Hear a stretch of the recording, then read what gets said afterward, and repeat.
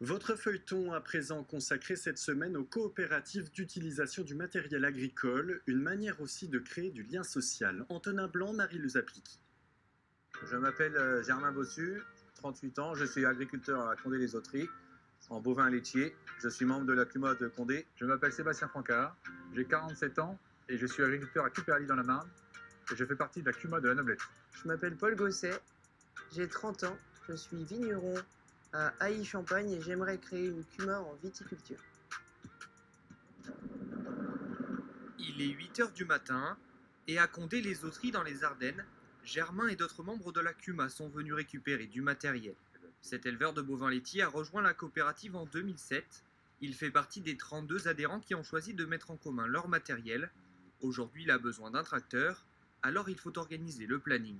On est assez flexible entre nous, à laisser une journée plutôt que l'autre.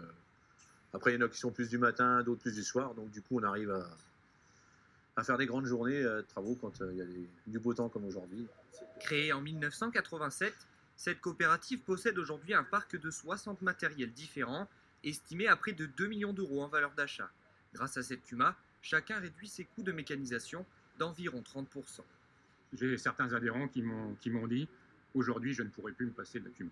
Si certains devaient réinvestir dans le matériel, dans la totalité du matériel, ça ne serait pas possible. À La Chèvre, dans la Marne, la CUMA de la Noblette a vu le jour il y a 6 ans maintenant. Salut tout le monde. Salut tout le monde. Ouais, ça va? Ouais, je viens de finir mon engrais quand même. Dans cette CUMA, ils sont 7 adhérents, tous agriculteurs en polyculture. Régulièrement, ils se réunissent autour d'une table pour faire le point sur leurs travaux communs. C'est primordial qu'on soit tous d'accord comment travailler ensemble. C'est-à-dire qu'on planifie les travaux sur l'ensemble de la CUMA. Et on va aider le voisin, il nous aide, on fait une banque d'entraide comme ça. Parmi les adhérents, Sébastien Francard. Cet agriculteur est membre de 3 CUMA différentes, mais celle de la Noblette est la seule dans laquelle il partage presque tout. Cette coopérative est devenue pour lui une seconde famille. Quand on passe des moments compliqués, alors que ce soit des aléas climatiques qui nous plongent un peu dans le désarroi, des problèmes financiers parce que les aléas climatiques ou des problèmes de récolte ou autre chose, on se croise, on discute, on échange, ça nous remonte le moral, on pense à autre chose et puis on se concentre sur l'essentiel et voilà, c'est vrai que ça c'est vraiment important. À quelques kilomètres de là, à Haï dans la Marne, Paul Gosset travaille dans ses vignes.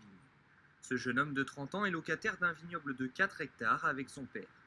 Aujourd'hui, il désherbe le sol pour préparer la première pousse de la vigne grâce à un chenillard. C'est très très important, on ne pourrait pas aujourd'hui s'en passer et on l'utilise environ, on va dire, 6 à 10 fois par an suivant la pluviométrie et suivant l'année. Mais cette machine équipée de tous ses outils lui a coûté 85 000 € hors taxes.